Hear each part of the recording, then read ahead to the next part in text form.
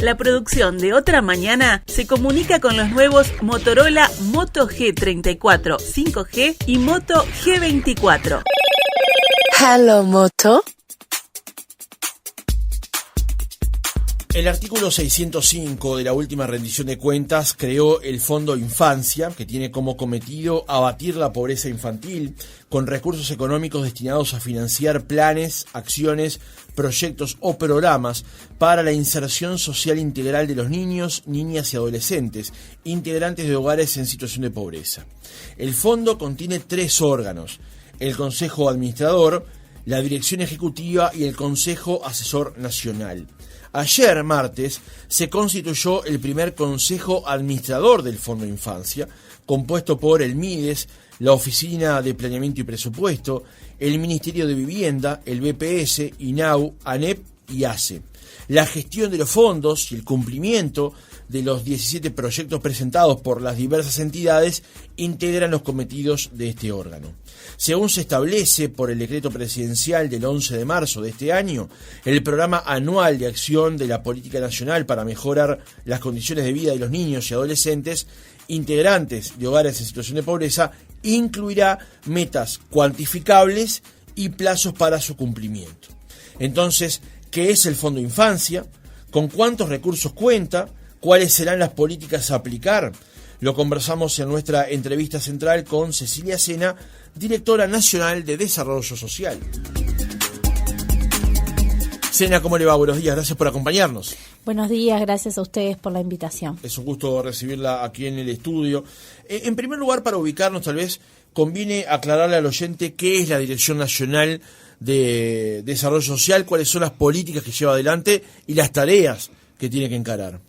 Bueno, la Dirección Nacional de Desarrollo Social es una unidad ejecutora del Ministerio de Desarrollo, donde se constituye por 3 áreas. Una de ellas es atención a familias y a primera infancia, donde se encuentran los programas conocidos como lo es Uruguay Crece Contigo, el programa Acción Familiar, las nuevas líneas que implementamos en este gobierno, como lo es la captación temprana en las maternidades y el modelo de teleasistencia para asistir a familias en situaciones de vulnerabilidad con niños pequeños. También la dirección cuenta con otras 2 áreas, una enfocada en lo sociolaboral y la inclusión de estas personas y utilizando los instrumentos de desarrollo que el Estado le ha mandatado al Ministerio, como son las cooperativas sociales, el monotributo social, programas de acompañamiento y cercanía en la ruralidad para familias en situación de vulnerabilidad y un área de promoción sociocultural donde está el programa socioeducativo, que es para la inserción educativa de las personas que quedan excluidas o que están a un margen de quedar excluidos del sistema, donde el Ministerio, ahí converge con otras instituciones como lo son la ANEP, como es Primaria, como lo es INAU en su propuesta para CAIF, para poder dar una respuesta para que nadie quede fuera del sistema o, de lo contrario, poder incluirlos y mediante también convenios que hemos generado en esta administración con el ámbito privado para brindar herramientas socioeducativas a las personas en vulnerabilidad y extrema vulnerabilidad.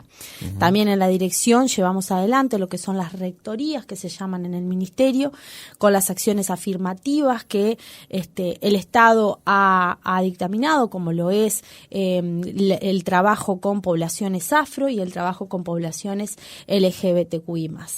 Básicamente es una dirección bastante grande. Eso es lo que le iba a preguntar. Da la impresión de que tienen una multiplicidad de objetivos, una multiplicidad de programas, lo que ha de implicar también un desafío de coordinar y llevar a la práctica todo eso. Totalmente, pero siempre como objetivo principal poner como centro a la persona, los derechos de esas personas, el Estado como garante de los mismos y un desarrollo proporcionándole las herramientas y las oportunidades. Nosotros partimos de que, si bien el Estado hace esfuerzos y la sociedad en su conjunto hace esfuerzos, desde el momento hasta de pagar un impuesto para que existan las políticas sociales y se den respuestas a quienes más lo necesitan, también necesitamos nosotros brindar otro tipo de acciones y por eso en esta administración fue para nosotros fundamental pensar en la autonomía de las personas. Nosotros partimos de la base que las personas quieren ser autónomas. Las personas no quieren estar siempre prendidos, como se le puede decir vulgarmente, de una prestación social por las necesidades, sino que también quieren herramientas para poder salir adelante por sus propios medios. Y no es tampoco creer que la persona pueda quedar a la libertad de que sola va a poder. No, nosotros vamos a estar, y estamos de hecho, pero tal vez brindando otro tipo de respuestas. Entonces hemos hecho un fuerte énfasis en decir, bueno, para nosotros es prioridad la primera etapa de la vida, ¿tá? Y esa primera infancia, la gestación, el desarrollo de esas familias, pero no implica solamente brindarle una transferencia monetaria, un acompañamiento familiar en el hogar, con objetivos de primera infancia. Implica también ver si esa mamá puede o tiene el interés de volver al sistema educativo, si ese referente familiar, tal vez con una oportunidad de un trabajo protegido mediante los programas que hemos implementado en esta administración, como lo es Acceso, puede trabajar todos los días y tener un ingreso mayor al que esa familia hoy tiene. O sea, hemos cambiado esa mirada que para nosotros es sustancial, decir que el desarrollo solamente se va a lograr si ponemos también este tipo de semillitas dentro de lo que es toda la batería que indudablemente por la realidad que tenemos que seguir desarrollándolo como país y tenemos que seguir brindándola. Pero nuestra obligación es poder traccionar con otras entidades del Estado, pero también con el mundo privado. Entonces, cuando yo menciono los convenios con la parte socioeducativa y el mundo privado, me estoy refiriendo a que están tomando clases en la institución BIOS de primera experiencia en el acercamiento a la informática, en la administración aquellos que están un poco más elevados, en cursos de inglés. Y tal vez muchas personas, pero ¿qué le puede servir? Bueno, le puede servir como cualquiera de todos nosotros nos puede servir. Y el tener la oportunidad, cuando no se tiene al alcance de la mano, de que el Estado pueda brindar este tipo de cosas, hace a la diferencia. Y la mirada está puesta ahí, en la integralidad de la respuesta y como centro en las personas. Imagino que también otro gran desafío implica comunicar todo esto, ¿no? Porque la administración genera, desarrolla, crea una cantidad de programas, unos nuevos, otros que venían de antes y se pueden haber adaptado. Comunicarle a la población que eso es lo que se está haciendo, como usted decía recién, con sus recursos también es un desafío, ¿no? Sí, totalmente. Nosotros hemos venido trabajando a nivel del ministerio, primero que partimos de la base de que aquello que estuviera bien lo dejábamos como estaba porque entendíamos que la evaluación era positiva para la vida de las personas, no para la política. Eso es importante, o sea, acá no se trata de lo inventó, lo hizo o es de tal o cual. Nosotros no vinimos a sacar banderas por partidos políticos, vinimos a ver, bueno, cuáles son los programas que evaluados repercuten positivamente sobre la vida de las personas. Bueno, esos se quedan como están. Aquellos que hay que hacer los cambios, bueno, hagamos los cambios que hay que hacer.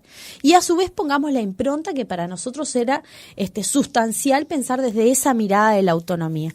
Y poder comunicarle a las personas desde la territorialidad que el ministerio tiene, desde el uso de los medios públicos, por ejemplo, el estar hoy acá y que muchos oyentes estén escuchando cuáles son las propuestas que el ministerio está trabajando con las personas, la utilización, sin lugar a dudas, de todos los medios de comunicación que el mundo de hoy nos brinda, como son las redes y demás, y de la cercanía con las personas, donde el ministerio ha desarrollado también cuestiones más informatizadas para brindarle la información a las familias. Por ejemplo, hoy yo te mencionaba, nosotros desarrollamos un modelo de acompañamiento familiar, de teleasistencia, donde enviamos mensajería a las familias, donde les hacemos videollamadas.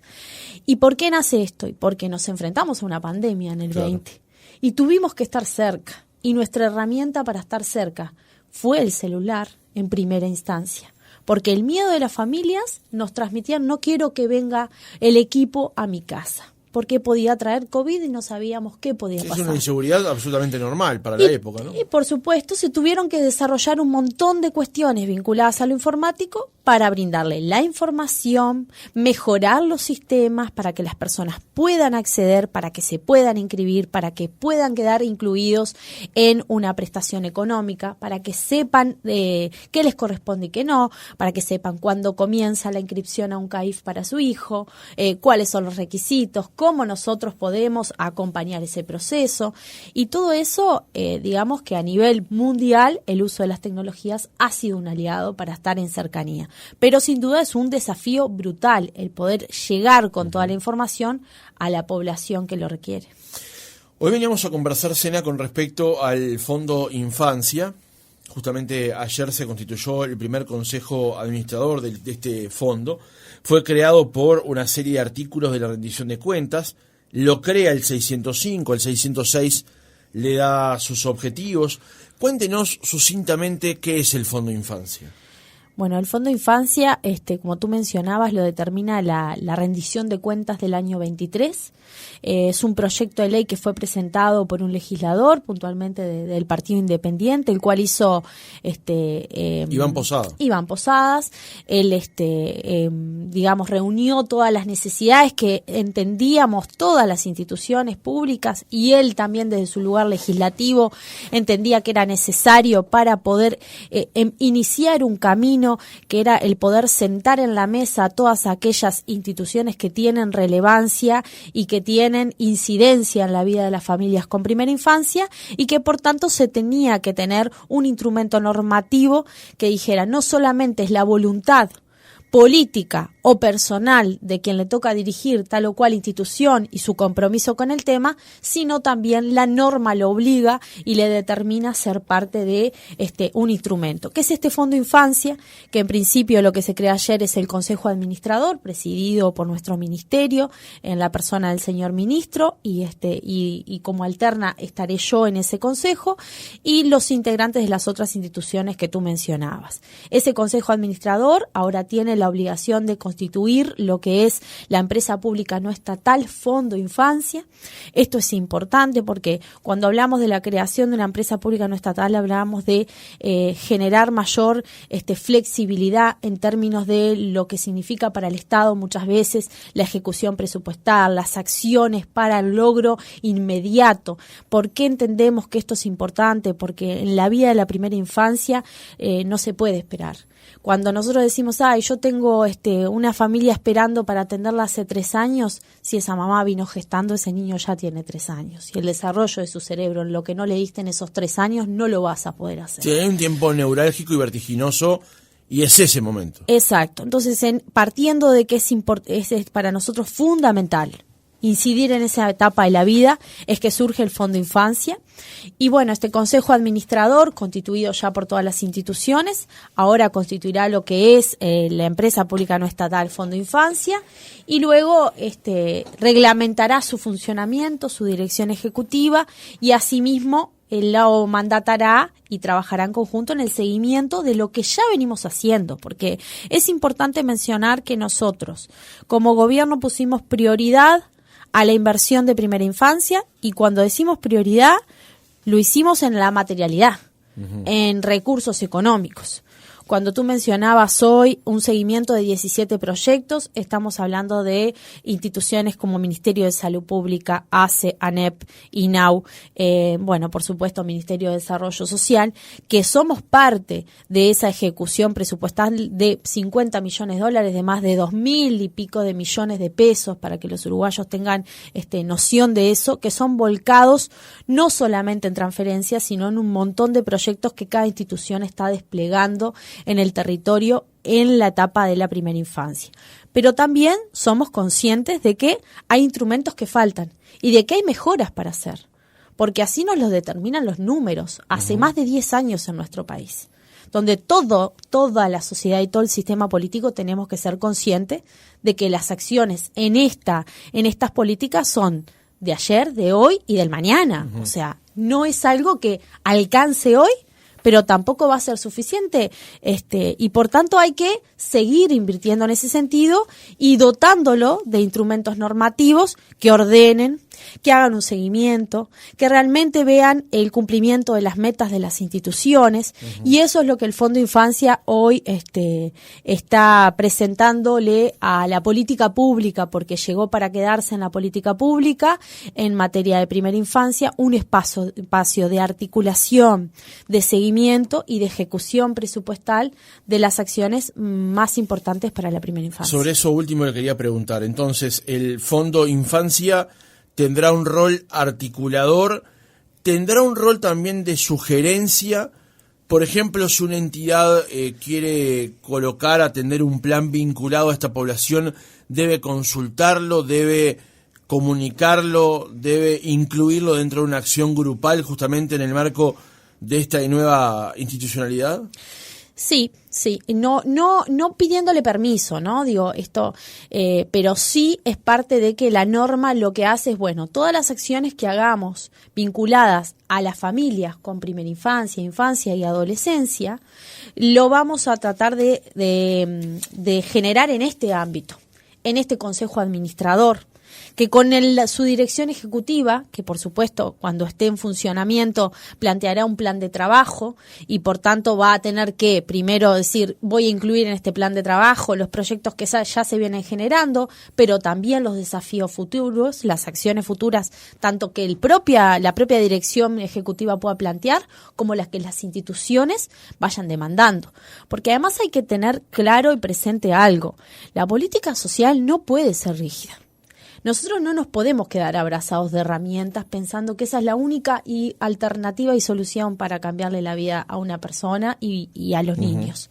Entonces, este tipo de instrumento flexibiliza que si tenemos que hacer un cambio porque hay una meta que no se está cumpliendo, porque hay una realidad país que nos enfrenta a tener que tomar otras decisiones, que toda esta institucionalidad lo que haga es acompañe, garantice y además flexibilice. No que burocratice, porque para eso se crea además. Justamente ese es un muy buen punto, porque cuando usted mencionaba recién que se crea justamente una persona pública no estatal para esa conducción, a muchos les puede surgir, bueno, pero se crea una nueva institucionalidad para conducir lo que de alguna manera el Estado ya propone y maneja desde distintos organismos. ¿Cómo es entonces? ¿Qué lectura tenemos que hacer de eso entonces?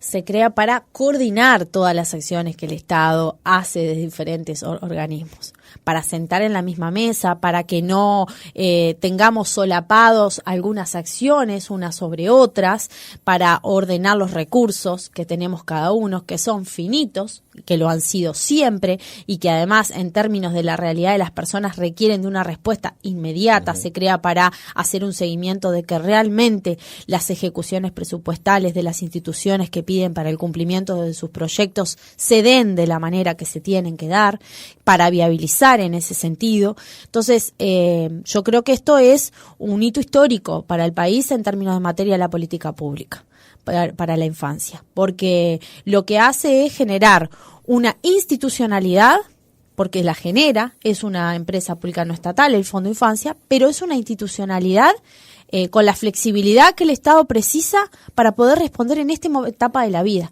No es una institucionalidad más donde nos vamos a sentar a la mesa y somos un consejo más que venimos a pensar y entonces después de pensar vemos quién elige qué y después votamos. No. Acá hay claro un rumbo. Nosotros marcamos que la primera infancia era prioridad, marcamos que iba a tener recursos económicos y así el Ministerio de Economía los dotó y los dota anualmente a todas las instituciones que la rendición del año 21 puso en funcionamiento, y a su vez también ahora lo dotamos de un instrumento normativo para que haga ese seguimiento, para que articule y para que flexibilice lo que cualquiera de las instituciones no pueda estar logrando, pero siempre con el foco puesto en las personas. Si en algún momento esta institucionalidad genera las burocracias que no queremos, ahí nos tenemos que volver a sentar a rever, pero está todo dado para que no. Uh-huh. El instrumento está en la órbita del Poder Ejecutivo, pero no depende directamente de ningún ministerio. Entonces eso le garantiza una autonomía. Uh-huh. Por supuesto que tiene una línea donde trabaja en conjunto con el Consejo Administrador, porque hay una decisión política del hacer o no hacer y cómo hacer, que la van a tomar las instituciones con los altos jerarcas que la constituyen, ¿no? Uh-huh. O sea, el Consejo Administrador está presidido por el Ministro de Desarrollo Social. Ayer en la mesa estaba el presidente del BPS, la presidenta de la ANEP, el presidente del INAU, el presidente de ACE. Esto es un mensaje claro. Acá hay un compromiso de gobierno, uh-huh, que es poder seguir mejorando la atención integral para la primera infancia. Como decíamos recién en la introducción, se constituyó el primer Consejo Administrador. Usted mencionaba recién quienes integraron ayer, o algunos de los que integraron ese encuentro. Ahora, el artículo 7 del proyecto de reglamentación del Fondo de Infancia establece que el Consejo debe seleccionar ahora y designar a un director ejecutivo. Tiene unos plazos para hacerlo. ¿Cómo van esos plazos? Y sobre todo lo fundamental es cuáles van a ser las tareas de ese director ejecutivo. Los plazos van bien porque el Consejo se instaló en el día de ayer. Las tareas de este director ejecutivo van a ser, en principio, poder presentar un plan de trabajo para hacer el seguimiento de los proyectos que ya se tienen hoy. La rendición, además, ponía otra institucionalidad que no está nombrada ahí, pero que ha venido trabajando y ha sido parte, y es bueno mencionarlo así, y ha sido parte de todo este proceso, que es la Agencia de Monitoreo, Evaluación y Política Pública, que se crea en este gobierno y que está en la órbita de presidencia. Es la que dirige el señor Odicio. Exactamente, la que dirige el señor Odicio. Esa agencia ha venido acompañando, que de hecho fue quien presentó en conjunto con todas las instituciones en la rendición pasada, en los 17 proyectos que incluyen la inversión de primera infancia, ordenando de esta manera y además transparentando las acciones que cada una de las instituciones estaban llevando adelante y que pretenden culminar en este periodo, y prácticamente digamos que ese fondo viene a suplir, por decirlo de alguna manera, esta tarea que la MEP venía desarrollando porque se lo había mandatado la rendición de cuentas, pero también es clara la ley al decir que han constituido el Fondo de Infancia. Una de las obligaciones y de las tareas que tienen es vinculada a esto. Otra de las tareas va a ser también poder generar con todas las instituciones las nuevas acciones que entendemos pertinentes y que a corto plazo tenemos que desarrollar. Y bueno, y básicamente garantizar esa atención integral a la primera infancia. Como yo le mencionaba, el artículo 7 dice: el Consejo Administrador contará con un plazo de 120 días para la selección y designación de un director ejecutivo, que deberá ser una persona de reconocida trayectoria, solvencia e idoneidad técnica en la materia, según lo establece el artículo 612 de la Ley 20.212 del 6 de noviembre de 2023. El director ejecutivo será contratado bajo régimen de exclusividad, con excepción de actividades docentes, de forma de asegurar su independencia de criterio, objetividad e imparcialidad en la toma de decisiones. Anualmente deberá presentar ante el Consejo una declaración jurada que garantice las exigencias establecidas en el inciso anterior. La remuneración será del 85% del salario que corresponda a los ministros de Estado. Cuéntenos, si bien algo ya lo mencionamos aquí, cómo es el proceso de selección, cómo se abre justamente el proceso para incorporar al director ejecutivo. El proceso de selección se va a dar en el marco del Consejo Administrativo, va a ser una persona idónea como lo establece la ley, va a ser propuesto por ese propio Consejo a consideración de los integrantes. Y en ese sentido, luego de tener resuelto la dirección del Consejo Administrador, se hará lo pertinente. Al hoy tenemos constituido el Consejo Administrador. La empresa todavía no está abierta, estamos en los plazos que corresponden. Entiendo de que al día de hoy estarán las escribanas ya trabajando en ese sentido, y luego de ahí seguiremos con los pasos siguientes que nos mandata la norma. Una de las calidades o cualidades que tiene esta nueva instancia es la territorialidad, la presencia en todo el país, obviamente por los organismos que componen justamente este Consejo Administrador y en particular este Fondo de Infancia.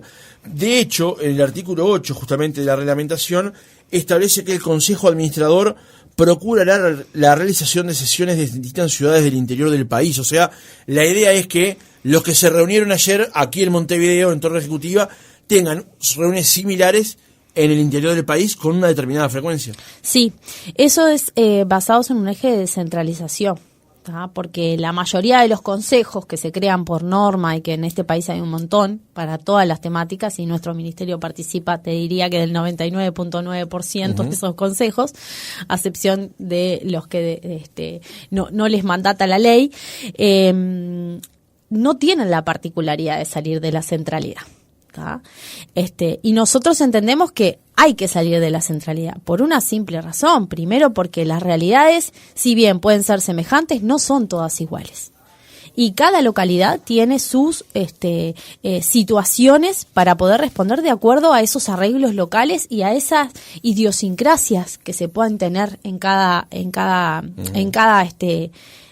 localidad. Yo soy del interior y soy una convencida de que nosotros, para poder gestionar realmente con conocimiento, primero tenés que recorrer, conocer, verlo de primera mano, y lo segundo, y a nivel país, que somos tan chiquitos pero muy centralizados, descentralizar para pensar en acciones que realmente sean contemplativas de las realidades de todos por igual, ¿no? No es lo mismo un niño migrante en situación de vulnerabilidad extrema viviendo en frontera que un niño migrante en situación de vulnerabilidad en la capital del país. Uh-huh. No es lo mismo, porque la batería de respuestas muchas veces el Estado no tiene las mismas condiciones para. Entonces, eso tenemos que entenderlo, y eso solo lo vamos a entender si vamos hacia esos territorios. Si nos sentamos con los actores locales también a pensar en conjunto. Entonces, este consejo tiene que tener esa mirada de descentralización. No podemos solo desde el centralismo. Nos queda cómodo, sí, por supuesto. Ir a reunirnos en un ministerio, que estamos a unas cuadras uno de otro, pero esos otros actores locales, aquellos que toman decisión política, como pueden ser las intendencias departamentales, como las personas que viven en esos territorios, esperan que el Estado llegue de otra manera. Claro. Entonces, eso es parte de la innovación y que queda mandatado en la ley, porque creo que pocas veces lo he visto escrito en las leyes que determinan los consejos, de que los obligue a tener que sesionar en el interior del país, abriendo también a la escucha y al intercambio y a la propuesta de los sectores locales. Otro punto interesante de la creación de este fondo es el artículo 618 de la rendición de cuentas, porque como usted decía más temprano, el fondo va a regir, digamos de alguna manera, acciones que vinculadas a la primera infancia llevan adelante otros organismos. Y a la vez también va a tener iniciativas propias, digamos. El artículo 618 plantea que el Fondo Infancia publicará anualmente la memoria, los estados contables y sus anexos, el programa anual de acción para el abatimiento de la pobreza infantil financiado por la institución y la evaluación del cumplimiento de los planes, proyectos, acciones o programas ejecutados sin perjuicio de lo establecido en el artículo 191 de la Constitución de la República. O sea, se le plantean unos objetivos, se le dan unos recursos, puede celar, digamos, los recursos que invierten los demás, pero tiene que responder públicamente e informar públicamente sobre sus acciones. Sí. ¿Es así? Sí. Todos tenemos que hacerlo. De hecho, nosotros tenemos memorias anuales, todas las instituciones que hacemos. Claro, una persona pública no estatal, a veces por fuera de la órbita del Estado central, digamos, del 220, puede quedar supeditado a, bueno, lo presenta, no lo presenta, o se ve más o se ve menos. En este caso hay unos recursos que vuelca el Estado, y aquí sí se va a tener que ver, digamos, la ley lo mandata. Sí, es parte de estos cambios que fuimos entendiendo que cuando se prioriza una política y se requiere de una articulación y de que un resultado se pueda lograr, es necesario tener estos instrumentos. O sea, garantizarle a la población lo que se está haciendo, en qué se está gastando, si se gastó y cómo. Porque eso habla de la transparencia, pero también habla de si realmente se puso el foco en donde se tenía que poner, ¿no? En esas familias, en esos niños, en situaciones adversas. Entonces, es parte también de esta mirada de decir, bueno, nosotros cada institución tenemos la obligación de hacer nuestras memorias anuales, tenemos nuestras metas, vamos a la rendición de cuenta, el Parlamento nos pregunta, ¿lograron o no lograron? ¿Gastaron o no gastaron? A todas las instituciones por igual, de lo que corresponde al Poder Ejecutivo, por lo menos en mi caso. Pero en este caso estábamos hablando de una institución pública no estatal que va a trabajar con todos estos organismos que también le explican al Parlamento cuándo gastan, que tienen metas a cumplir, claro, pero que también tiene una obligación ese Fondo Infancia, ¿no? El decir, bueno, yo cumplí de cierta forma, haciendo un seguimiento real sobre estas instituciones, con los objetivos que competen a mis obligaciones, que son los de infancia, en el marco de los proyectos, por decirte algo, o el proyecto de bono crianza, o en lo que respecta a MIDES, ¿no? O lo que es el acompañamiento familiar. Realmente se están acompañando las familias, cuánto tiempo, cuántas familias, con cuántos integrantes, se logra la meta, no se logra, cuánto implicó en términos económicos, que la gente sepa cuántos recursos nuevos se pusieron en ese sentido, porque nosotros los contamos y los decimos. De hecho, el ex ministro Lema, cada vez que estaba en un medio de prensa, lo ponía a conocimiento para transparentar el uso de nuestros recursos en los que lo usábamos.